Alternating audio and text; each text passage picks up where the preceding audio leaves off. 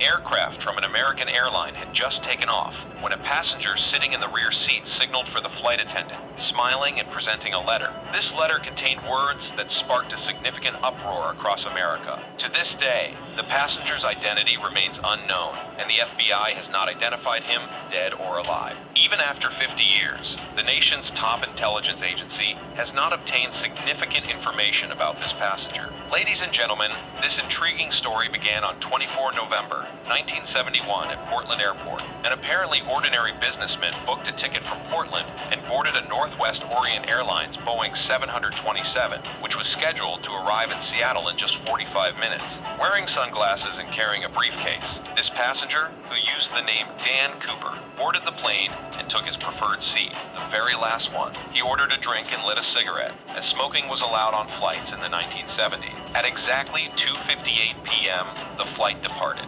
Immediately after takeoff, Dan Cooper turned around, smiled, and handed an envelope to the flight attendant sitting behind him. The air hostess, whose name was Florence Schaffner, was startled when she opened the note hidden within the envelope. It read, MISS, I have a bomb here, and I would like you to sit by me, Florin. Move to sit beside Dan Cooper. At this point, he opened his briefcase, which disclosed 8 sticks of dynamite and a detonator. In essence, the aircraft was now under the control of a hijacker. Dan Cooper had issued 3 requirements: $200,000 in hard cash, 2 sets of parachutes, and a refueling aircraft readied at the Seattle airport before 5 p.m. Cooper indirectly issued a final warning to Florin, stating that any mistakes would result in the detonation of the bomb. In addition to Dan Cooper, there were 35 unsuspecting passengers on board, oblivious to the situation developing at the back of the airplane. Florence Schaffner communicated Dan Cooper's demands to the captain, detailing the entire circumstance. Another flight attendant, Tina Mucklow, sided with Dan Cooper, serving as an intermediary between him and the captain. It's worth noting that this marked the first airplane hijacking in American history carried out for ransom. Thus, local authorities and the FBI chose to comply with the hijackers' demands. Authorities knew that Dan Cooper could not hide from them for an extended period. The flight, which was expected to land in Seattle in just 45 minutes, spent the next 1.5 hours circling the airport. The remaining 35 passengers, oblivious to the situation, were informed that technical difficulties were causing landing delays. During this period, $20,000 was collected from the Seattle National Bank, with the serial numbers recorded, and 2 pairs of parachutes were procured from a nearby skydiving club. At 5:45 p.m., the plane landed and, as per the agreement, a bag filled with money and 2 sets of parachutes were handed over to Dan Cooper. The plane was then refueled according to Cooper's demands. After his demands were met, Dan Cooper allowed the 35 passengers and 2 flight attendants to disembark from the airplane, but he ordered the pilots and the remaining 2 crew members to stay on board.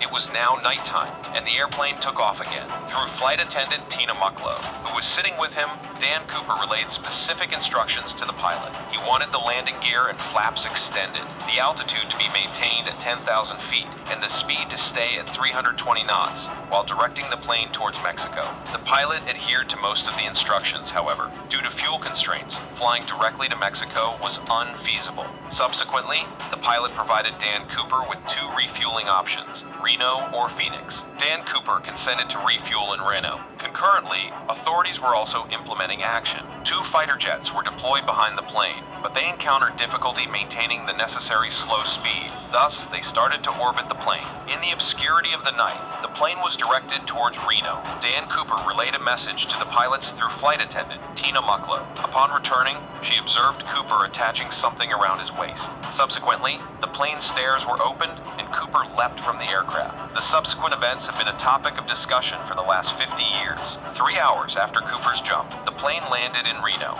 but despite thorough searching, he was nowhere to be found. The case remains an open investigation by the Federal Bureau of Investigation. The FBI initiated their inquiry by creating a sketch based on descriptions from passengers and crew members, as no photographs of Cooper were available. To seek out Cooper, the FBI first needed to identify his landing site, a task which proved not to be challenging. The investigation led the FBI to delineate a search area as they attempted to pinpoint Cooper's exact landing spot. A land search team meticulously combed the area but found nothing. The extreme cold led everyone to believe that Dan Cooper may have died. However, what happened next was something the FBI could have never predicted. The first time the FBI sought public assistance was in the American case involving Dan Cooper. A sketch of Cooper, along with the serial numbers of the dollar bills he allegedly stole, was published in newspapers. A reward was offered for any information about Cooper, with the assumption being that if Cooper were alive, he would eventually spend the money. But, astoundingly, those serial numbers were never used. Still,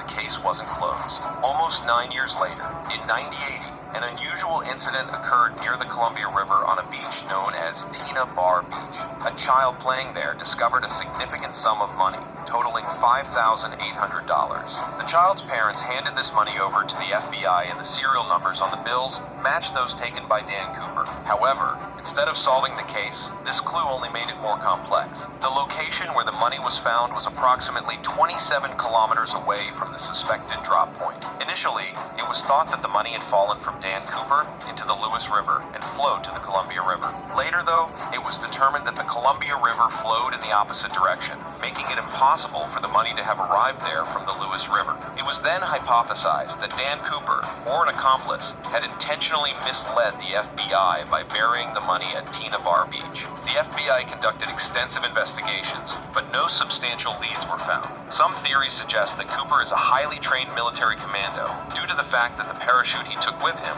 was military grade and required more skill to operate than the one left on the plane. The only evidence the FBI possessed was a sketch of Dan Cooper, a ticket bearing his own handwriting, and a tie with a clip on the left side, suggesting that Dan Cooper was left-handed. This case has baffled the FBI for the past 50 years. And even today, all details of this case remain in the possession of the FBI, and the case file remains open. For more information, like and subscribe.